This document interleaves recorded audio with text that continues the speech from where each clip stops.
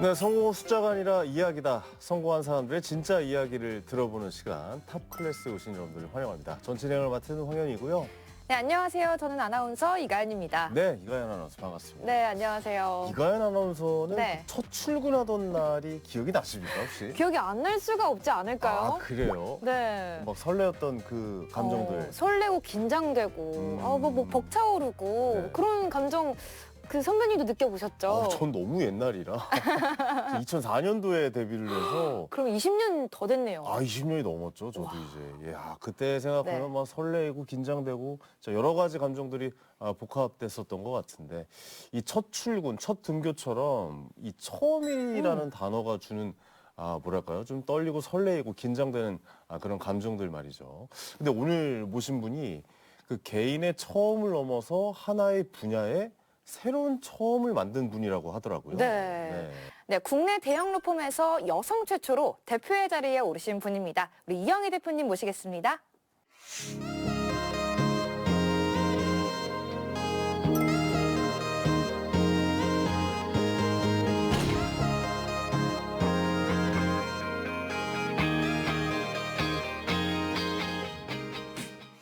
네, 대표님 반갑습니다. 먼저 탑클래스 시청자 여러분들께 인사 좀 부탁드리겠습니다. 안녕하세요. 저는 법무부인 바륜의 경영대표를 맡고 있는 이영희 변호사입니다. 만나서 반갑습니다. 네, 네, 안녕하십니까. 대표님 안녕하십니까? 최초의 국내 대형 로펌 여성 대표님이다라고 저희가 소개를 해드렸는데 현재 국내 유일한 여성 대표님이신 건가요? 아니면 처음으로 대표님이 되신 겁니까? 어떻게 알고 있어야 될까요? 이제 저희가 그 대형 로펌을 매출 순위로 평가를 합니다. 매출 네네네. 기준으로 10대 로펌을 보통 얘기를 하는데요. 네. 10대 로펌에서는 경영대표가 제가 됐을 때 처음인 건 맞습니다. 최초였죠. 네, 아직까지는. 그렇군요.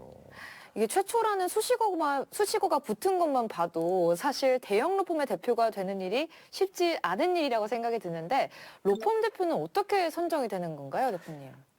각 로펌마다 선정 기준은 조금 다릅니다. 근데 저희 법인 같은 경우에는 파트너 변호사님들이 투표를 통해서 그 대표를 뽑습니다. 그러면 어느 정도 그 안에서의 네. 정치도 좀 있어야겠군요.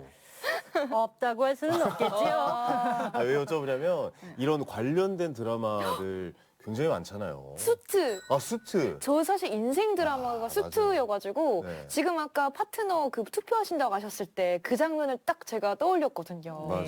네, 드라마 수트. See the money won't stay for you and you. Getting all the peace of pie for your wife. Everybody wanna know how it feels. Everybody wanna see what it's like. Living in a big house, I don't mind. Me and Missy is so supposed to make you mine. 사실 굉장히 좀 힘든 자리라고 저도 좀 생각이 들어요. 그런 과정들 겪으셨을 때는 어떠셨는지 좀 궁금해요. 공채 일기 이제 신입사원으로 들어와서 현재까지 27년째 근무를 하고 있는 겁니다. 네네네. 거기서 이제 신입사원도 하고 그다음에 파트너도 되고 지금 파트너도 되면서 이제 운영위원까지 왔습니다. 근데 아까 말했듯이 쉽지는 않은 과정이고요. 그럼요. 근데 지지하는 동료들이 많이 있어서 그렇게 주변의 해서 도움도 같이 주변의 도움도 많이 있었죠. 많이 이건 받으셨던 파트너 거고. 변호사님들의 지지가 없이는 네. 오를 수 없는 자리이기 때문에 뭐 평상시 인심을 많이 얻었다고 생각하면 되시지 않을까. 그러니까요. 이게 단순히 일만 잘해서는 되는 자리는 아니라고 생각이 돼서 다양한 그렇습니다. 게 필요하죠. 특히 중요한 거는 우리 파트너 변호사님들이 아무래도 날카롭게 많은 평가를 하시거든요. 그렇죠. 말씀은 안 하시지만 그중에서 이제 법인을 위해서 가장 장점을 가지고 이분이 되시면 좋겠다라는 생각을 가지고 밀어주신 거니까 그런 과정들을 통해서 된 거라서 처음 경영대표 됐을 때는 매우 감사했습니다. 기대로. 굉장히 좀 뿌듯하셨을 거라고 네. 생각이 되어지고요. 이 변호사이자 로펌의 대표이신 이영희 대표님의 이야기를 이제 본격적으로 좀 들어볼 텐데 변호사라는 직업이 참 멋지지만 또 한편으로는 좀 어려운 직업이다라고 생각이 들어요. 대표님께서는 어렸을 때부터 이 변호사라는 꿈을 꾸고 시작을 하신 건가요? 어떻습니까?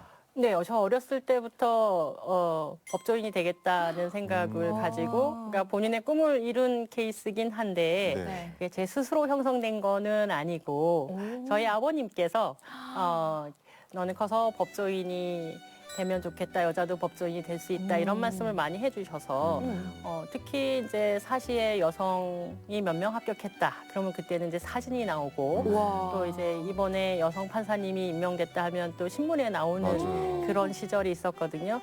그럴 때마다 그분들 사진을 오려다 주면서 너도 이렇게 훌륭한 사람이 될 수 있다 이런 말씀을 많이 해줬습니다. 그러다 보니까 저는 어린 마음에 대학교 가는 법학과밖에 없는 줄 알았습니다.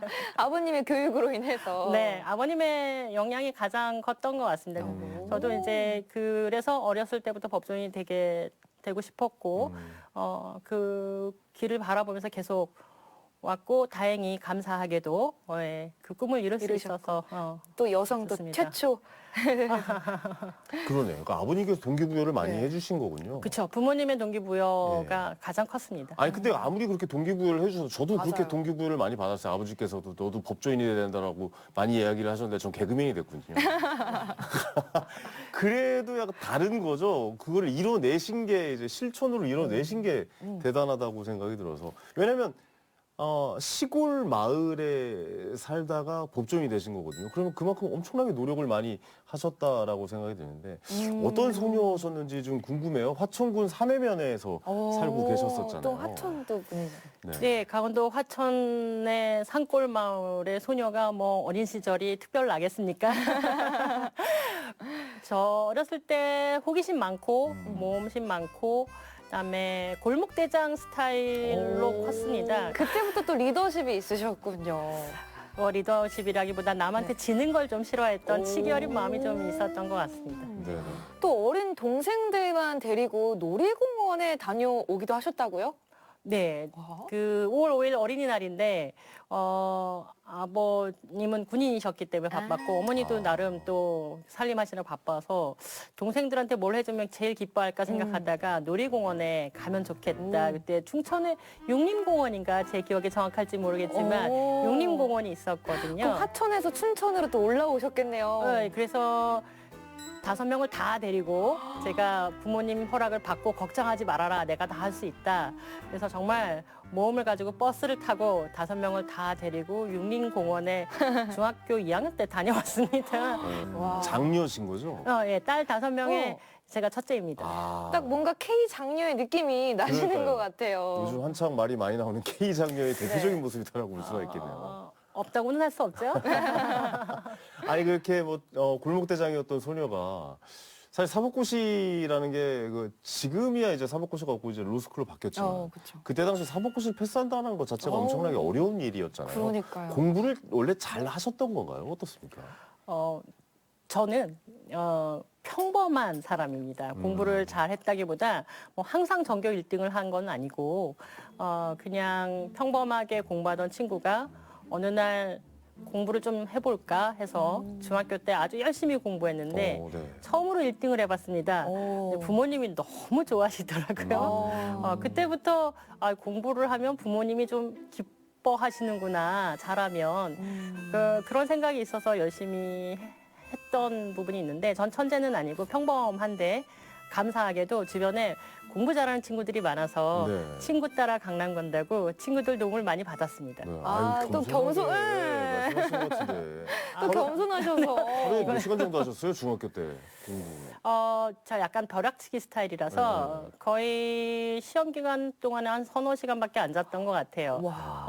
스스로 그때 제가 모든 선생님이 말하는 거를 노트에 적고 제가 또 필기의 여왕이라 그 노트에 적어서 그걸 반복했는데 시험에 나온 대부분의 문제들이 그 필기에 있어서 운이 좋게도 전교 1등을 하면서 공부에 관심을 가지고 그때부터 열심히 했습니다. 서너 시간 주무시고 공부하면 네. 21시간, 20시간씩 공부하시는 거라고 저희가 받아들여도 되는 겁니까? 그렇겠죠? 또 중학교 때라고 하셨잖아요. 네네네. 와, 그러면 중학교 때면 야, 이게 보통 그러니까요. 마음으로 이 접근한 게 아니었네요. 엄청 열심히 하셨던 거네요. 그러면 그때부터. 그때 제가 왜 그랬는지 저도 잘 모르겠습니다. 그때 뭔가 동기부여가 확실하게 된 겁니까? 중학교 때부터 그런 거예요? 그때 저희 중학교 때 아마 인천에서 되게 공부 잘하는 친구가 전학을 왔습니다. 그 산골 마을에. 네네. 그 친구가 이런 산골 마을 촌 친구들하고 이거 하느니 맨날 공부만 했는데 그 친구가 전교 1등을 하더라고요. 그래서 네네네. 갑자기 그 친구를 한번 이겨봤으면 좋겠다라는 생각에 승부욕이. 네, 그 친구를 열심히 관찰하고 제가 뭘 하나 그다음에 많이 물어봤죠. 쟤는 집에 가서 공부 몇 시간 한대 뭐 이런 식으로 물어보면서 제가 아까 남한테 지기 싫어하는 마음이 어렸을 땐 강했기 때문에 한번 1등을 해볼까 한번 나도 쟤처럼 해볼까 그렇게 시작된 것 같습니다.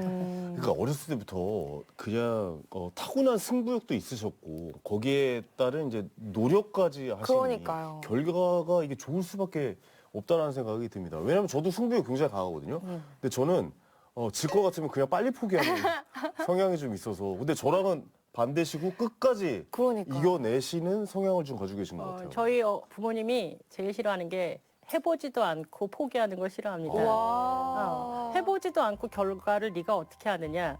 갈 때까지 가서 실패하더라도 가 봐야 되는 거라고 가르쳐 주셨기 때문에 뭐 제가 1등을 할지 안 할지는 알 수 없지만 거기까지는 해보는 게 맞지 않을까 그런 생각에서 도전했던 것 같고 지금도 오늘 약간 대표 돼서도 그 마음은 계속 어렸을 때부터 형성된 거라서 그대로 있는 것 같습니다. 지금도 뭔가 하나 걸리면 끝까지 갑니까? 그러니까 이제 회의를 해서 우리가 이제 어떤 사건에 대해서 이렇게 하는 것이 이제 부정적 의견을 많이 내면 그걸 어떻게 알아? 우리가 이긴다고 생각하는 사건들도 지는 거고. 해봐야죠. 끝까지 해보고 여기까지 가보고 아니면 그때 가서 다시 생각하더라도 나는 기본적으로 해보는 데까지는 최선을 다해서 해야 된다고 생각한다. 결론이 부정적이라 하더라도 그래서 결론이 바뀌는 경우도 있습니다. 그렇죠. 너무 네. 좋은 말씀이세요.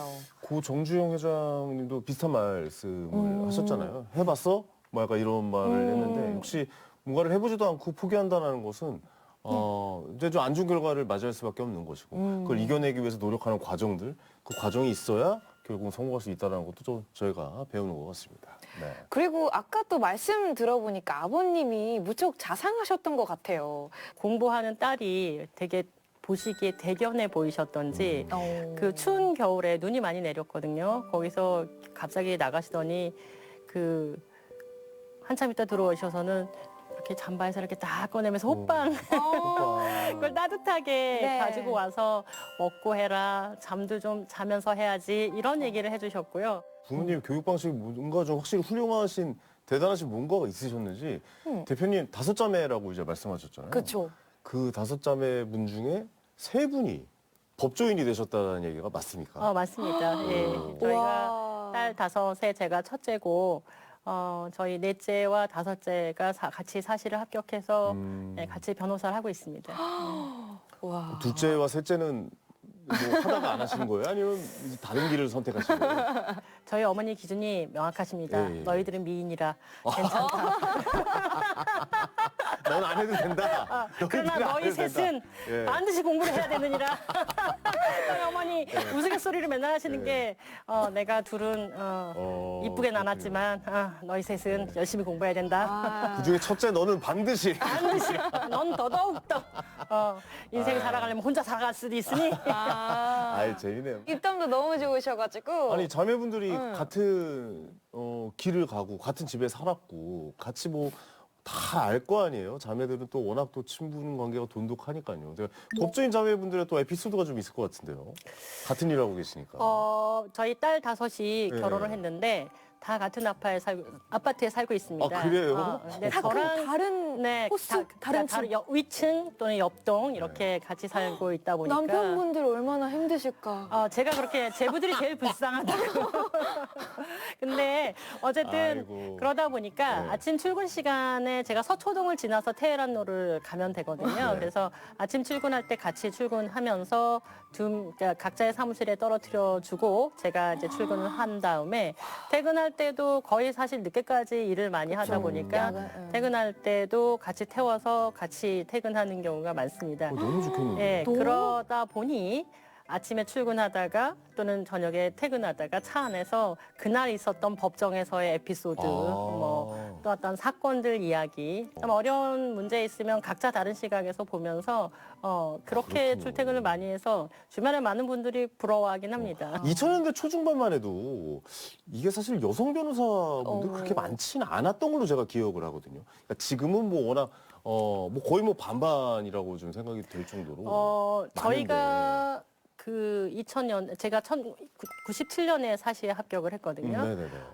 저희 연수원 29기가 600명이 조금 안 됐습니다. 그중에 여자 48명이었으면 10%가 그쵸, 안 맞아요. 되는 거였고 그게 좀 여자가 많이 늘어난 숫자였기 때문에 전체 여성 법조인은 아마 6, 7% 됐을 것 같아요. 거의 없었죠. 예. 근데 작년 12월 말 기준으로 여성 법조인이 한 33% 정도 지금 돼 있고 아직 50%는 이제 시간의 문제지 금방 될 것 같긴 그러네요. 합니다. 네.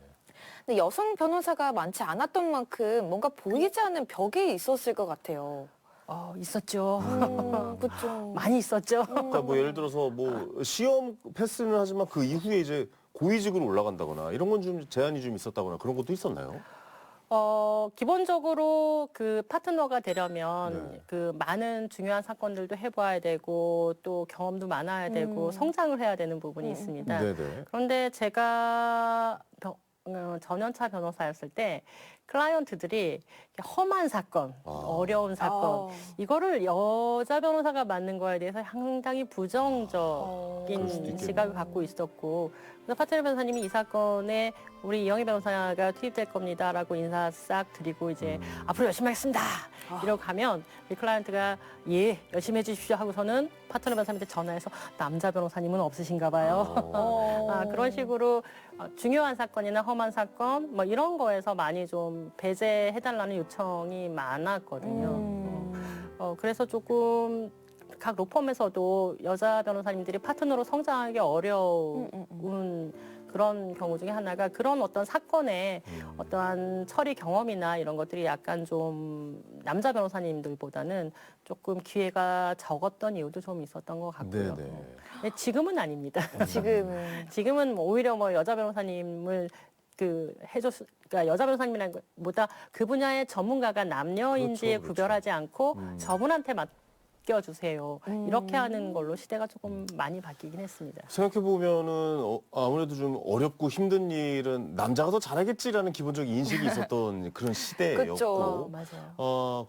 여자 변호사는 좀 쉽고 그냥 깔끔하게 할 수 있는 일 몇 개 주고 이렇게 되면 좀 기회가 확실히 없었던 기회를 더 발전할 수 그러니까 나의 있는 게. 경력을 나의 커리어를 쌓기에 좀 불리했던 시기가 확실히 있었던 것 같은데 그런 일을 겪으셨을 때 어떻게 정면 돌파하셨습니까? 사실 그 속으로는 내가 더 잘하는데 클라이언트 선택이 틀렸다라고 얘기를 하지만 또 이제 파트너 변호사님한테 가서 드러나지 않게 내가 일할 수 있는 기회를 달라 또는 그 제가 배정받지 못하면 그 배정받은 친구한테 가서 어떤 사건인지 열심히 듣고 어떻게 처리했는지 사실 저희가 예전에는 규모가 저희 법인이 그렇게 지금처럼 크지는 않았습니다. 네네네. 그러다 보니까 같이 식사를 하면서 그 식사하는 동안에 진행하는 사건들에 대해서 쟁점 이런 여러 가지 일들을 많이 토론을 하셨거든요. 근데 그 식사 자리에서 되게 많은 걸 배웠습니다. 그러셨군요. 그렇게 정면 돌파를 해내시는데 지금 그 대표가 되신 그 로펌이 아예 시작을 거기서 하신 건가요?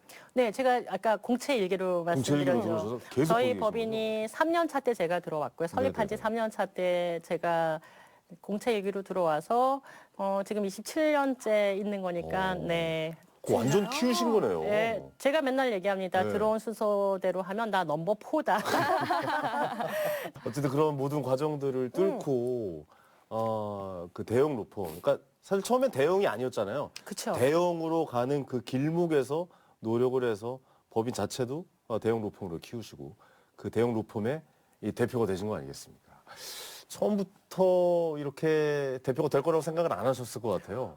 전혀 못했죠. 네, 내가 이 왜냐면 회사의 대표를 예, 이런 생각 안 하셨을 것 공채 일기 같아요. 신입사원이고 네. 위에 기라성 같은 선배님들 계시기 때문에 전혀 여기서 끝까지 파트너로 잘 살아남아야겠다 이런 생각은 했지만 대표가 될 거라는 거는 전혀 생각을 하지 못했습니다. 네. 처음 대표 되셨을 때 기분이 어떠셨습니까?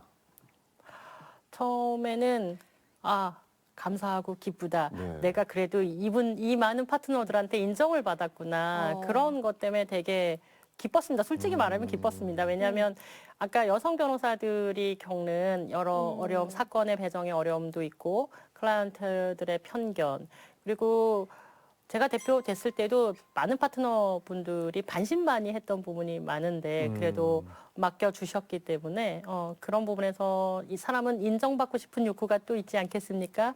어렸을 때 지기 싫어하는 마음이 있었듯이 그래서 되게 감사하고 기뻤습니다. 처음에 소식을 대표가 됐을 때는 되게 기뻤습니다. 부담도 좀 되셨습니까? 그러나 딱 얼마 지나지 않아 많은 분들이 축하 전화를 해주셨어요. 특히 이제 여자 변호사님들, 그러니까 여성 변호사회 회장님이나 여러분들이 축하 전화를 해주셨고, 그랬겠네요. 예, 그때 말씀하신 게 저도 그렇게 얘기를 했습니다. 그러니까 제가 여성 대표가 된 건 나의 능력은 아니거든요. 그동안에 많은 여성 변호사회나 그 변호사님들이 왜 로펌에는 여성 변호사의 경영진이 아무도 없느냐, 왜 대형 로펌엔 전부 정관 출신의 남자 변호사님밖에 없느냐라는 이런 질문을 계속 던지셨습니다. 그다음에 로펌의 업무 실태 이런 걸 하고 이제 뭐 10대 로펌에서도 여성 경영 대표가 나와야 된다라는 이런 발언들을 되게 많이 해주셨거든요. 그 가운데서 저희 법인이 사실 고민하던 끝에 물론 제가 들어온 순서로 넘버 4이기 때문은 아니지만 그 대표로 선정해 주셔서 그 축하 전화를 받으면서 문득 이제 그런 부담감이 있었습니다. 그러니까 기존에 그냥 남자 변호사님들이 경영 대표를 할 때는 약간의 실수는 그냥 실수입니다. 네, 근데 제가 하는 실수는 그냥 실수가 되지는 않고 거봐 여자 변호사니까 저런 일이 발생하는 거야. 여자 보시니까 저렇게 결정하네. 이런 부분들이 사실 그렇게 되면 제가 제 후배들의 앞길을 막는 게 되는 거니까 그런 부담이 되게 컸고 그래서 많은 제 주변의 분들한테 그런 부분을 잘 넘길 수 있고 잘할 수 있도록 응원해주고 기도해달라는 부탁을 많이 했고요. 정말 많은 분들이 응원해 주셨습니다. 그렇겠네요. 지금 생각해 보면은 그 다른 대형 로펌분들은 다 남자분이시고 혼자 이제 여성 대형 로펌의 대표시면은 다른 분들이 하는 실수들은 그냥 대형 로펌들이 하는 실수 중에 하나지만 대표님이 하는 거는 여성 최초의 로펌 대표가 하는 실수이기 때문에 모든 여성의 실수인 것처럼 보여졌겠네요. 그렇죠. 네, 그게 좀 가장 부담스러웠습니다. 왜냐하면 그러겠네요. 나의 실수가 나 하나로 끝나는 게 아니라 그게 미치는 파장이 사실상 되게 무겁게 다가왔습니다. 그래서 그때는 조금 많이 부담감을 느꼈죠. 변호사로 한참 활동하실 때는 요즘 뭐 이제 변호사분들도 각자 영역이 있잖아요. 뭐 이혼 전문 변호사도 있고 뭐 맞아요. 형사 사건 전문으로 하시는 분도 계시고 아니면 뭐 다른 이제 뭐 회사에 무슨 뭐 회계와 관련된 사건만 따로 하시는 분도 계신데 대표님은 전문 분야가 어떤 분야였습니까? 참 난감한 질문입니다. 많은 클라이언트가 네. 저한테 우리 대표님은 전문 분야가 무엇일까요? 이런 말을 묻는데 네. 제가 생각해보면 제가 아까 공채 일개였고 네. 제가 저희 사무실에 들어왔을 때 전체 인원이 12명이었습니다. 네. 근데 지금은 변호사만 280명이 넘습니다. 그때는 그러니까 신입사원이 작았기 때문에 많은 파트너 분들이 하시는 모든 일에 투입이 됐습니다. 그래서 그렇군요. 민사, 형사, 뭐 가사 사건, 상사 중재 사건부터 그다음에 검찰의 뭐 변호인으로서 참여하는 사건 등 다양한 사건을 해서 정말 많은 사건을 다 해봤습니다. 그러다 보니까 그 전문 영역을 많이 묻는데 저는 스페셜리스트가 아니라 제너럴리스트다 이렇게 설명을 드리고 한마디 이렇게 가려서 얘기합니다.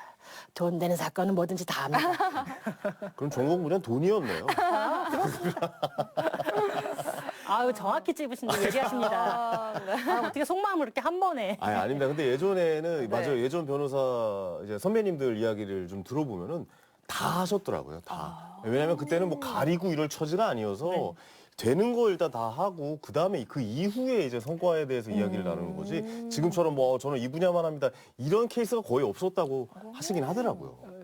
근데 거의 모든 분야를 경험하신 만큼 정말 많은 사건을 보셨잖아요. 혹시 기억에 남는 사건 있으세요? 그러니까요. 네. 기억에 남는 친구 있으실 기억에 것 남는 같은데. 사건들은 되게 많죠. 27년 동안 제가 또 변호사 그럼. 활동을 했으니까. 근데 저의 가장 큰 장점이 공감 능력. 이고 가급적 이 클라이언트한테 가장 좋은 해결 방법이 무엇일까? 그것이 과연 판결을 받는 것일까? 이런 생각을 많이 하거든요. 만약에 판결로 받는 것이 이분한테 결코 도움이 되지 않는다면 설득하기 시작하는 부분들도 있습니다. 네. 대표적인 예로 제가 15년 전에 맡았던 사건이고 연세가 한 70세 중반 정도 되시는 어르신이 그러니까 본처이십니다.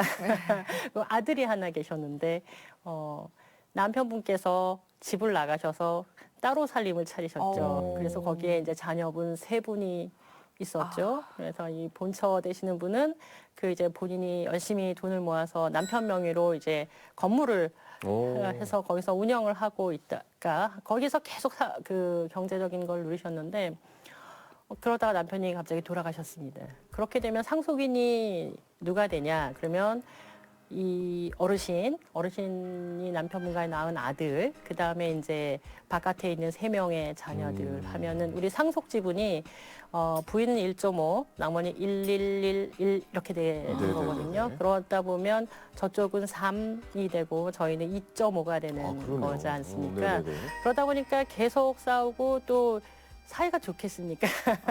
서면들에서 오고 가는 말들이 참 험악한 일들이 많잖아요. 그 부분에 대해서 저는 그 사건을 맡았을 때 이거 판결로 가면 그때가 1심이었는데 1심도 지금 몇 년째 하고 있는 상황인데 이분이 대법원까지 가서 이 판결 받으면 중간에 돌아가실 수도 있는 거고 남은 인생을 그 남들이 상대방이 뱉는 험한 말을 계속 보면서 스트레스 받으면서 사는 건 아닌 것 같아요. 그래서 그분께 말씀드렸어요. 가장 갖고 싶은 거 절대 포기할 수 없는 게 뭡니까? 라고 여쭤봤더니 그 건물이라는 거예요. 자기가 만들었고 실질적으로는 다 자기가 운영한 건데 그래서 그 부분을 가지고 이제 상대방 변호사님하고 계속 협상을 했습니다. 협상을 해서 건물을 안겨주고 다른 부분을 좀 양보하시는 걸로 해서 딱 그 설득한 게 그거였어요. 어르신, 이렇게 많은 재산과 이렇게 많은 걸 못 쓰시고 가시면 얼마나 억울하겠습니까? 그러지 말고 여기서 약간 요만큼 본인이 생각하는 금액을 포기하는 것으로 인생을 사셨다고 생각하면 어떨까요? 지금부터 맛난 음식 드시고 연애도 하시고 좋은 장소 가시더라도 그 값으로 생각을 하시고 이 부분을 내주면 그렇게 큰 금액은 아니라고 생각한다라고 해서 여러 차례 설득을 했고 본인이 한참 고민하셔서 그걸 받아들이셨습니다. 그래서 1심에서 그냥 잘 끝났고요. 재판부가 물론 제일 좋아했죠. 판결문 쓰기 되게 복잡하고 어려운 사안이었는데. 그렇죠. 근데 그분께서 5년 후에 다시 저희 사무실에 사건을 맡기러 오셨어요. 그러면서 저한테 하신 말이 그때 이 변호사 얘기 듣기 잘했어. 아주 즐겁게 지금은 그렇죠. 그 건물을 운영하기 위해서 쪽방에 그 뭐 1평 남짓한 방에 평생을 사시는 것보다는 거기서 나오셔서 우리나라 경기가 얼마나 좋은 곳이 많습니까? 산수를 보고 그거 다 돈으로 사신 겁니다. 그래서 그분이 그때 자기가 가장 잘한 일 중에 거기서 소송을 멈춘 일이라고 말씀하셨습니다. 어떻게 보면 그 단순히 법조인으로서가 아니라 옆에 있는 친구로서 그다음에 이렇게 이해를 시키고 공감할 수 있는 같이 공통으로 나아갈 수 있는 사람의 역할도 같이 해주는 게 변호사라고 봐야겠네요. 그렇죠. 그러니까 네. 검사와 판사와 달리 변호사는 약간 카운슬러의 기능도 있다고 그러네요, 봐요. 그러네요. 왜냐하면 그 사건의 쟁점을 들여다보고 문제의 근원이 어디서 발생했는지를 알려면 많이 들어야 됩니다. 살아온 인생 다 듣고 나서 진정으로 원하시는 게 뭐냐고 저는 항상 물어보거든요. 그래서 정말 원하시는 게 뭡니까? 라고 얘기하면 그 원하는 것을 저희가 드리면 나머지는 양보를 하셔야 되는 부분들이 꽤 있는 거거든요. 사실 그렇게 해서 되게 어려운 소송들을 끝낸 것들이 되게 기억에 많이 남아요. 그렇군요. 대표님이 왜 여성 최초로 대형 로펌의 대표님이 되셨는지 이제 알 것 같아요. 그러니까 이 공감대와 이 듣는 상대방이 어떤 얘기를 하는 걸 듣는지가 그 부분이 핵심이지 않을까라는 생각도 맞아요. 들기도 하네요. 듣는 데서 시작합니다. 변호사 맞습니다, 영어는. 맞습니다. 요즘은 사실 공감 능력이 제일 정말 큰 화두로 떠오르잖아요. 그렇습니다. 정말 타고난 변호사신 것 같다는 생각도 들고요. 혹시 변호사로서 이영희 대표님이 아닌 뭐 한 사람으로서 이영희 대표님이 또 어떨지 좀 개인적으로 좀 궁금해서 네. 그래서 간단하게 좀 밸런스 게임 한번 해볼까 하는데 어떻습니까? 게임을 네. 합니까? 네. 간단하게 한번 해볼까요? 네, 제가 블랙홀인데. 간단한 질문을 드릴 텐데요. 네. 깊이 생각하시면 안 되고요, 대표님. 그냥 떠오르는 대로 바로 말씀해 주시면 됩니다. 자, 질문 드리도록 하겠습니다. 네, 긴장하시고요. 아, 떨립니다. 네. 다시 태어나신다면 판사 or 변호사. 변호사. 오, 오. 대답하시네요. 네, 자, 바로 드릴게요. 나만의 스트레스 해소법은 법전 읽기 또는 맛집 탐방. 당연히 맛집 탕방이죠. 오. 쫀 느낌 뭐야? 생각만 해도 골치가 아파요. 예. 답을 정해주신 거 아닙니까? 네. 어려운 질문 좀 주세요. 아, 그리고 마지막입니다. 자, 내가 더 무서워하는 것은 의뢰인의 컴플레인 또는 퇴근 후 집안일. 어? 의뢰인의 컴플레인. 오. 그러시군요. 하나하나 좀. 네, 하나하나 이렇게 들어볼까요? 다시 들어보겠습니다. 네. 다시 태어난다면 아까 변호사를 선택하셨죠. 근데 법조인, 네. 그러니까 이 사법고시를 패스하시고 지금은 이제 로스쿨 나오시고, 근데 검사나 판사를 하고 싶어하는 분들도 꽤 많고 성적이 또 굉장히 좋아야 할 수 있는 네. 일이잖아요. 근데 변호사를 택하신 이유가 있습니까? 변호사를 해보면 네. 그러니까 하기 전에는 그 우리가 연수원에서 진료에 대해서 성적 순으로 뭐 판검사 이렇게 생각을 하는데 네. 그거는 가보지 않은 길이고 남들이 선호하는 부모님들이 선호하는 그렇죠, 직업이거든요. 맞아요. 예. 근데 변호사를 해보면 자유로움, 그다음에 클라이언트와의 공감대 형성, 그리고 사실 어떻게 이렇게 말하면 어떻게 될지 모르겠지만 변호사는 클라이언트 돈으로 공부를 합니다. 오. 수많은 사건, 수많은 내용에 제가 전문가는 아니면 그때부터 저희는 그 분야를 보고 그 사건에 관련 법률이 어떻게 되는지를 다시 보고 또 그 분야의 전문가의 의견들을 많이 듣는데 제 돈으로 하는 건 아니고요. 다 클라이언트 돈으로 하긴 하지 않습니까? 근데 네. 그렇게 많은 영역을 배우게 됩니다. 정말 많은 삶을 정말 많은 다양한 사람들의 법정에서 할 수 없는 얘기, 그다음에 남들이 듣지 않는 얘기들을 듣게 되는 것은 저한테는 인생을 여러 각도에서 보시는 그 시각을 배우게 되는 계기가 되고 또 어떤 사건을 접하면서 그 분야의 전문 영역까지도 많이 보게 되는 장점이 있습니다. 그리고 네. 검사나 판사는 공직이기 때문에 사람을 만나는 게 되게 제한적이지 않겠습니까? 힘들죠. 그죠? 네. 예전에는 그 검찰이나 법원의 판사님들이 많이 바깥 사람들을 만나고 바깥 얘기를 많이 들어서 그래도 일반인들이 생각하는 기준이라는 거에 대해서는 어느 정도 인식이 있었는데 요즘은 너무 문이 닫히니까 그 안에서만 생각을 하게 되는 경향이 있습니다. 근데 변호사는 다양한 그리고 또 다양한 분들을 아무 제약 없이 만날 수 있고 배울 수 있고 좀 더 자유롭군요. 자유롭죠.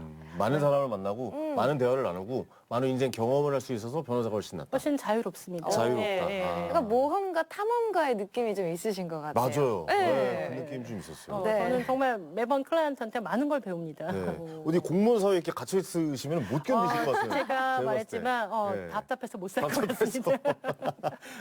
그리고 아까 내가 더 무서워하는 것은 의뢰인의 컴플레인, 퇴근은 집안일이라고 질문하셨는데, 네. 이거는 의뢰인의 컴플레인을 선택하셨는데 집안일 거의 안 하시죠? 네. 저 집안일 안 하기 때문에. 네. 더 내가 잘할 수 있는 데 맞아요. 집중하는 게 중요합니다. 네. 예. 내가 돈을 써서 시간을 벌 수 있는 일은 돈을 써서 하는 게 맞아요. 솔직하셔서 네. 너무 좋습니다. 진짜 솔직하게 말씀해주세요. 네. 시원시원하고 너무 좋네요. 예.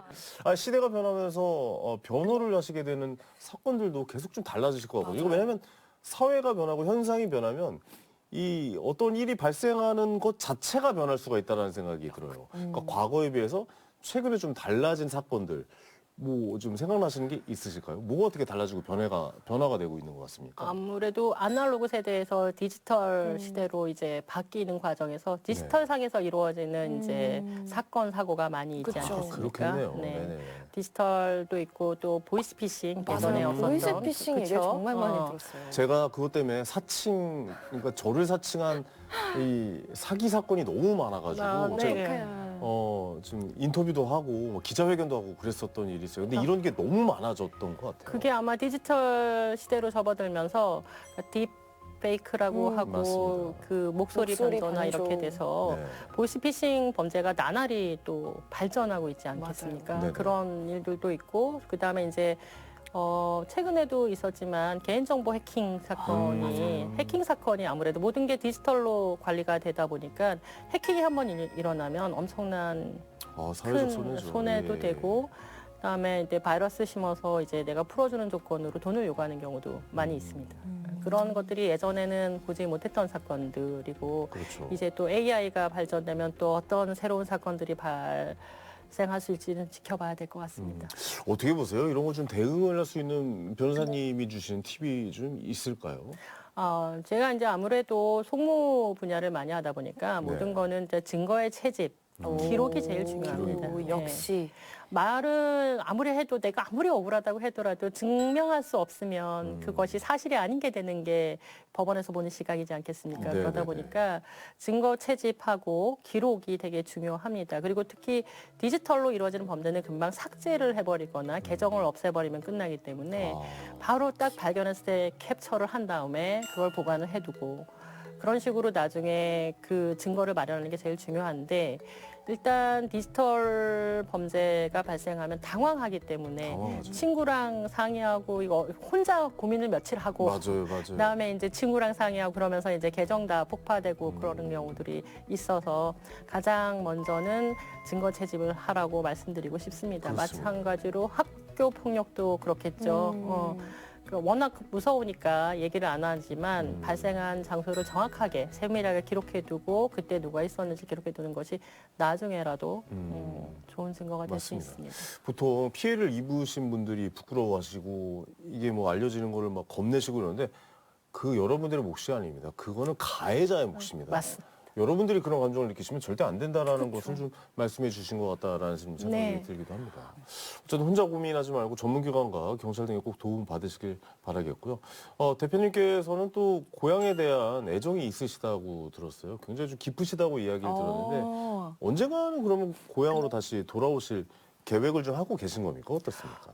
아까 말했듯이 13명이 함께 사는 거이기 때문에 저의 단독 의사를 결정할 수는 없다는 점을 다시 한번 말씀드리겠습니다. 가족이 민족 전부- 대이동이 또. 저희는 그 나이 들어서도 다 같이 모여 사는 걸 계획하고 있기 너무 때문에 좋네요. 예. 네. 다만 제가 화천에 있을 때 제가 이제 고등학교 때 대학교 가신 선배님들이 이제 후배들한테 이렇게 너희도 열심히 하면 대학 갈 수 있어.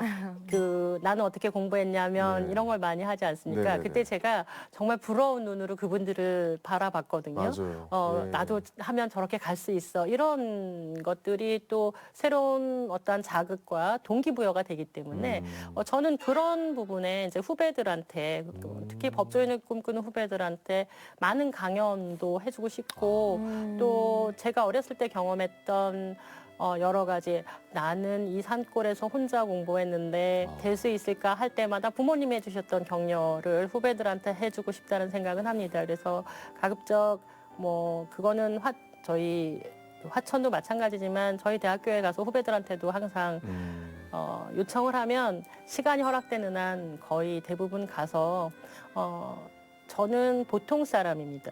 그러니까 남들보다 뛰어난 능력을 가지지 않은 사람입니다. 그렇지만 여기까지 올 수 있었던 것은 남과 비교를 하지 않았기 때문이라고 생각하거든요.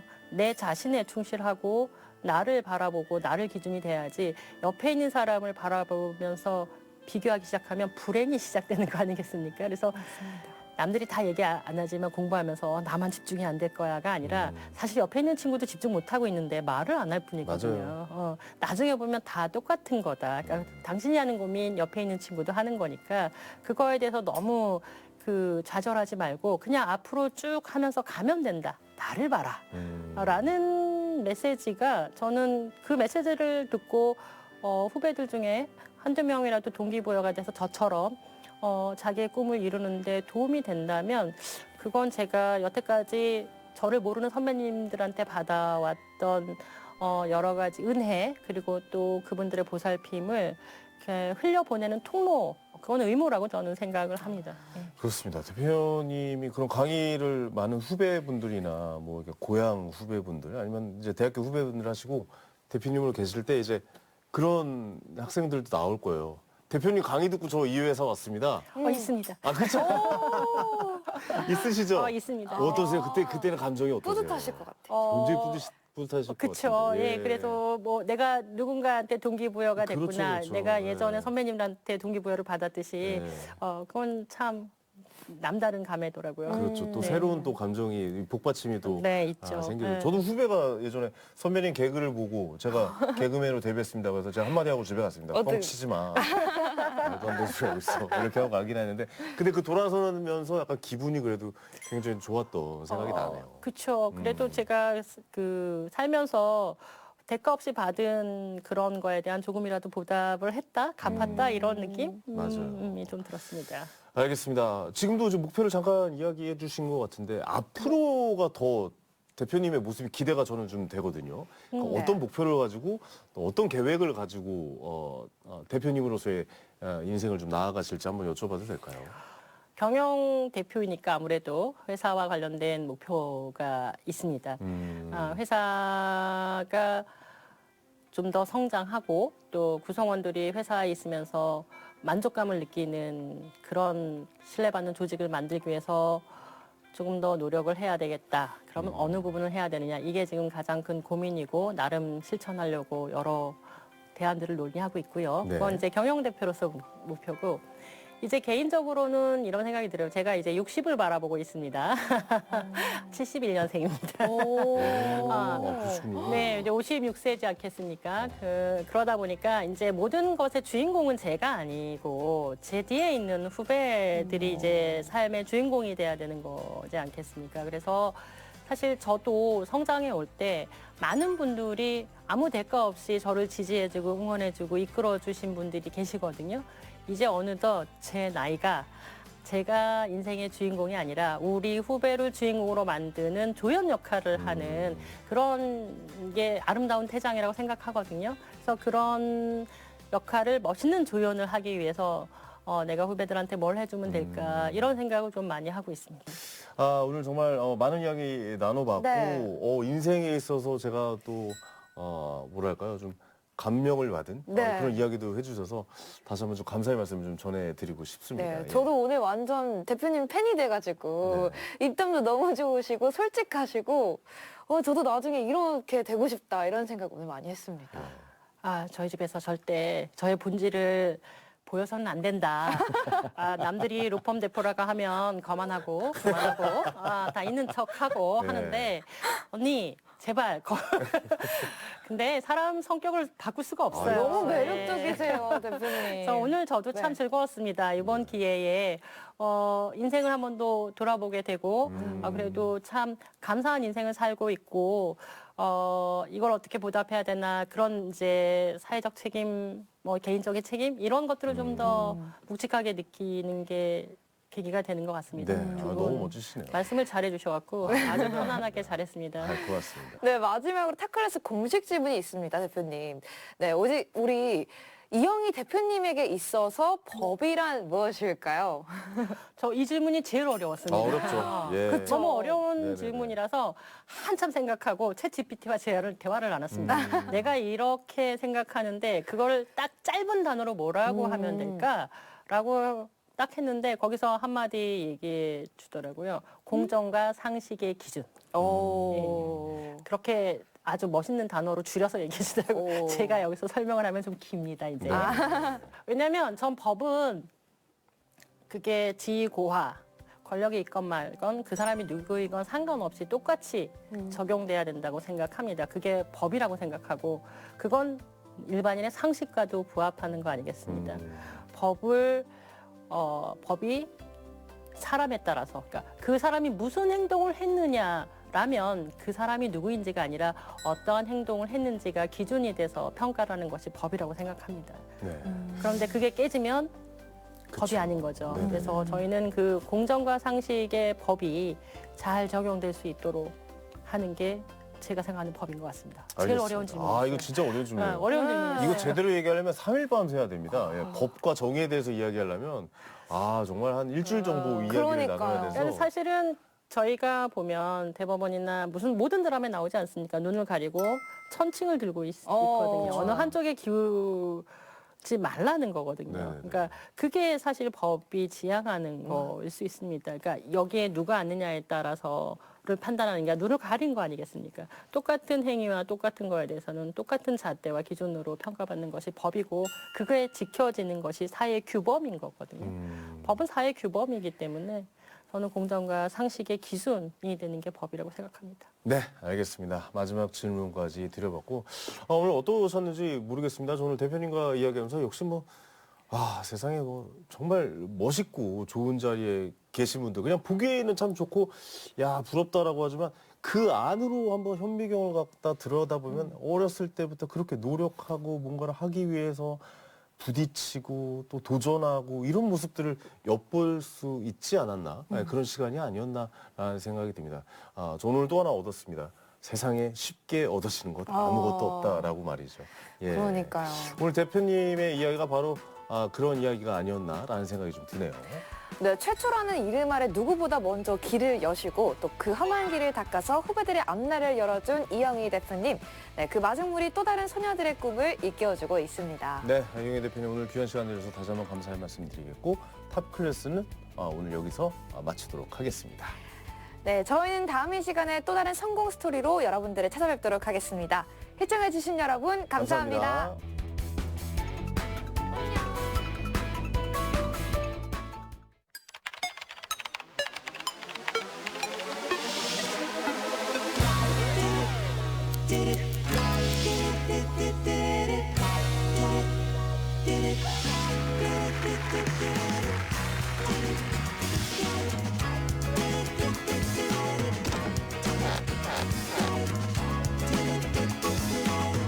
She's as good